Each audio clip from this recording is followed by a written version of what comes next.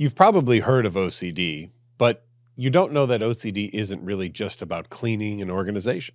It's actually debilitating. It's a condition that causes intrusive, persistent, and really sticky feelings and thoughts that can seize on any topic, from romantic relationships to illness to spirituality, and really anything that matters to you. This can really cause significant anxiety and guilt and shame and discomfort and can make it hard to function in day-to-day life. If this sounds familiar, know that you're not alone.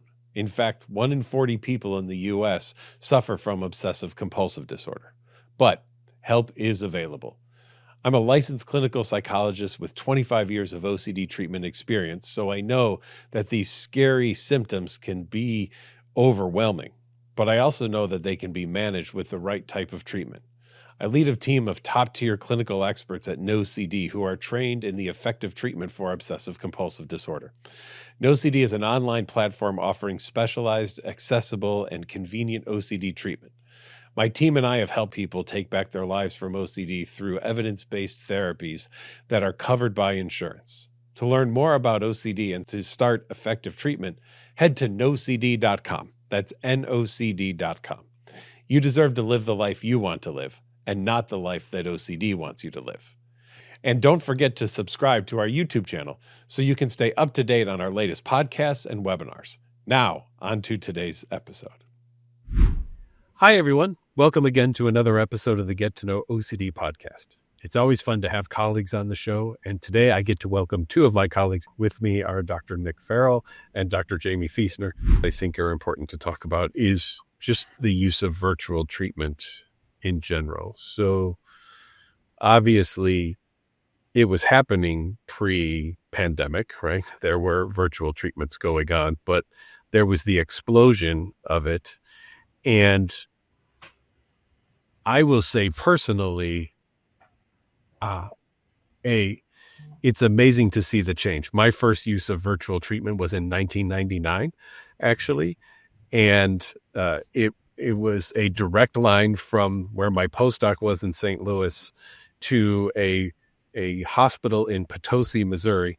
They had to lay what they call the T1 line directly from the hospital to St. Louis to the clinic. It cost $250,000 to set this up in 1999, which today would be over $400,000 in the amount of money that it would have cost, just to be able to get this kind of video communication going. And now, 25 years later, we can just pick up our phones and have a session. So A, the technology is amazing to be able to do what we do. But B, the fact that I can be in people's homes, I find to be amazing, where instead of hoping they'll go home and work on their stove, now I can say, well, let's just go to your stove and let's work on this together. So Jamie, could you touch on that and just describe about how much more involved in the lives of people we've been with the virtual revolution in treatment? Yeah, I think that for OCD and probably for some other disorders that can be treated virtually, that there's a lot of advantages to having virtual. And so, like Patrick pointed out, you can have people do exposures or do response prevention in the place where they tend to get triggered. And so not only are you able to work on something that's very specific to their OCD, but also because it's in that area, then you get this context dependent learning that seems to be really critical and important for it to make the most impact on the things that bother them the most in the place where it bothers them the most. So that's one element of it for OCD that I think is really important. Another one, we talked about obviously like the accessibility and the ease and not having to spend a lot of time and money to get to an appointment. That's really huge. And the other thing that, so just kind of empirically and looking at the data and comparing, there actually have been many studies now that have been published on virtual treatment. So virtual treatment isn't something that is of course, unique to NOCD. There are other people that have done this, and people have done this in controlled studies. And now there's actually been several meta-analyses of all the studies that have been done virtually using CBT or exposure response prevention for OCD. and that's in adults and in children and adolescents. And so these meta-analyses show that the effects are very, very similar as in person, and it seems to be similar for most of the range of symptoms too. There was one of the meta-analyses that came out suggested that maybe people with the most severe symptoms do a little bit better with in person, but the effect size of that is very small. Okay. So most people can, even with severe symptoms, can do quite well remotely. So it's just been demonstrated in studies that it works pretty well. I think it's for those reasons, that you can, the session is pretty much the same as it would be. Plus there's some advantages of it, being able to do things. So you can even have people do things, outside their home that you couldn't do, or it'd be very difficult. Like a therapist, if a therapist and a patient had to meet somewhere, it would take a lot of time for the therapist to actually meet them somewhere, like driving a and public restroom in a park or something, and riding. And most therapists can't do that because just like logistically, it's not possible to do. Yeah, what I want to add to this discussion is the literature on the effectiveness of exposure is very clear that when we compare what's referred to as therapist-guided exposure to having the patient do the majority or the entirety of the work on their own, there's a very clear superiority for exposure therapy when the therapist is more involved to provide live coaching, support, guidance, etc. So do that ERP right there, then, is what you're saying. Yeah. Right. But to Jamie's point, there's always been a conflict. Well, if we want the therapist present, in the room, in the place where the exposure is occurring, to provide that hands-on support and guidance, that is in conflict with another goal, which is exposure should be taken where it needs to go, right? If your patient is fearful of crowded public places, shopping malls, cinemas, restaurants, having them visit you in the clinic every time is not the best setting for them to do the exposure work. So these two things are kind of at odds with each other. And that's where I think virtual therapy has really bridged a gap, right? We get the therapist direct support component, and the exposure is occurring in the physical location and context where we're going to get the most out of the experience for the client. Yeah, Nick brought up something really important too, about the self-guided therapist-assisted type of treatment. So that's another treatment that is delivered digitally, and I think it's good just to point this out so people understand kind of what the distinction is. And that treatment has also been found to be effective in people with OCD, but there's various levels of it. So there could be something that's completely self-guided. So they have some of those treatments are available. So that's kind of like doing a workbook online, or even like a physical workbook. That's been studied as well, and that could be effective for some people. And then there's kind of different levels of therapist involvement in terms of checking in with people or answering questions. The therapist make an effort to reach out, and studies have evaluated the different degrees of therapist involvement. And that's kind of where there seems to be this relationship with the more therapist involvement you get, generally the better results you get. So that's not what we do in OCD. So we do right now, not yet, but we do that. So it's really just like a one-on-one therapy. So it's really just like an individual therapy session, one-on-one video, but it's done virtually. There's been some discussions about, can virtual therapy be quicker, or are there some caveats maybe to like what we've published with our protocol being starting off twice a week, moving down to once a week treatments? So really on the front loading side of ERP. So how do we address that? Is there yet a really specific statement we can make that, yes, doing virtual is faster than in person, or are we still checking that out to see if there's some true differences? Yeah, so we have checked that out, and so we've had, what we've done is internally we've looked at all of our data. So we collect a lot of data. We talked about it before, how we collect data from people in terms of their symptom improvement, which is we collect it for, first and foremost, so we can understand how people are doing, and for the therapist and the member to use to understand how they're doing and guide the treatment. And the therapist and the data also helps us understand how well we're doing as a treatment program overall in terms of getting people better.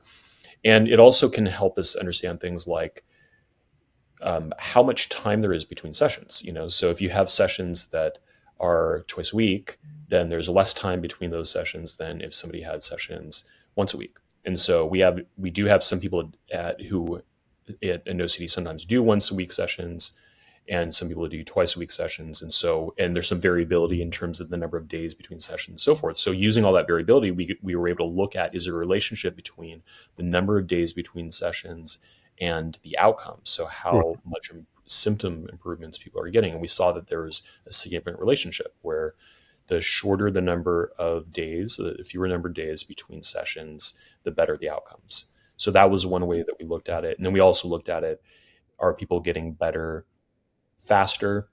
And so you can imagine that, yeah, people do get better faster. Sure. And we definitely saw that in the data as well. And the other question is like, is it just a function of having more sessions in order to do that? And it's not just a function of having more sessions. It's also a function of just how close together those sessions are. Yeah, that's great. Yeah. Practically speaking, I think the virtual aspect of the therapy just is able to create a situation where there's less barriers. Imagine a scenario where you've got to pick up your child from school on time, fight traffic across town just to get to the clinic or the office on time. One thing goes wrong in that process, you're late and might decide to kind of throw in the towel. Joining virtual sessions is as simple as clicking a button. And so I think we see on a more practical level, the ease of access can indirectly contribute to a faster course and ultimately faster relief. You don't have to put the snowsuits on the kids and get them in the car and rustle them and all those things too. Yeah. One of the things that we discussed earlier, and I want to go more in depth in it, is the ancillary services to treatment. So the standard, if you think about it, again, pre-pandemic, 1 hour a week sessions, you probably weren't in contact with your therapist between those sessions. You'd come in, you'd check in, talk about stuff, get your homework, and hopefully go do that and come back. Now, with all of the ability to touch base with people and the absolute access of everything just right in your hand, we have the ability for people to be on a community and get support from those people. We have the ability for a therapist to check in between sessions with a secure messaging system. For members or patients, we say members at NOCD, for members to be able to reach back to their therapist and ask a question, get clarifications, not reassurance seeking, but just making sure that they're on the right path. What do you two think that adds as an additive experience to the entire therapeutic process that wasn't there prior when we were doing this more standardly 1 hour a week in an office? For me, I think the two words that come to mind are, well, three. continuous support and accountability. Okay. I actually had one of my members years ago, I think, say it best when she told me, wow, I didn't realize that NOCD is so much more than just therapy. And reflecting on it, she was exactly right. She was referring to, in addition to our twice weekly therapy appointments, there was the opportunity to exchange messages with me between sessions, even for simple things like, can you remind me of the subtle change we made to the homework plan this week? Or more major things like, hey, I ran into this unexpected barrier. Can you offer a few words of advice or support? Prior to the inception of that, she would have been forced to, at a minimum, wait until the next session to be able to have that interaction with me.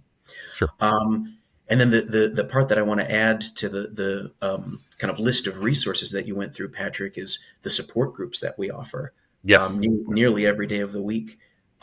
This particular member that I'm referring to derived substantial benefit just from being able to, share in the experience of folks who have, kind of proverbially walked a mile in her shoes and can understand the hardships that come with living with OCD and the sometimes, difficult days where we get out of bed and go, man, I don't want to fight this condition today.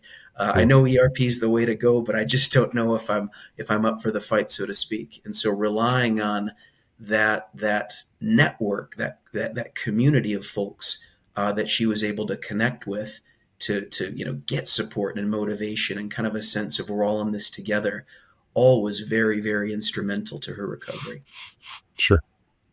Yeah, and with this kind of standard once a week outpatient therapy, I think if you're a patient, you could reach out to your therapist, and your therapist, would get back to you sometimes, but Mhm. it wasn't kind of built into the treatment, or, Right. or like typically it's not built into the treatment. And so the way that we do it is that we tell everybody about this, and we encourage people to use it, and the therapist will also spontaneously reach out to people as well to kind of check in on them and how they're doing, and the therapist will get back to them within 24 business hours. So that's all kind of built in.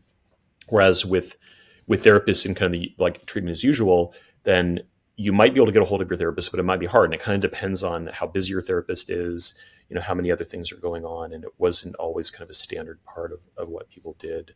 So that's another distinction. So it's not that other therapists don't do it, but it's just not something that is it's another part of the treatment. It's not just a therapy, like Nick was saying, it's another part of the treatment.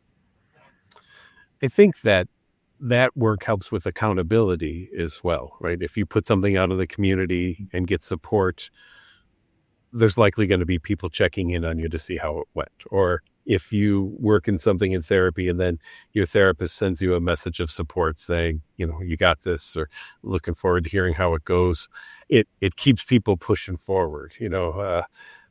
I remember, and not that this doesn't happen in virtual work too, but I remember a lot of times in individual therapy, oh, I forgot, so then we had to write it down, but it was on a piece of paper, and, oh, I lost the piece of paper or something like that. And here, you have a record of everything now because it's literally on the thing that you're on more than anything else today, your phone, right? It's there.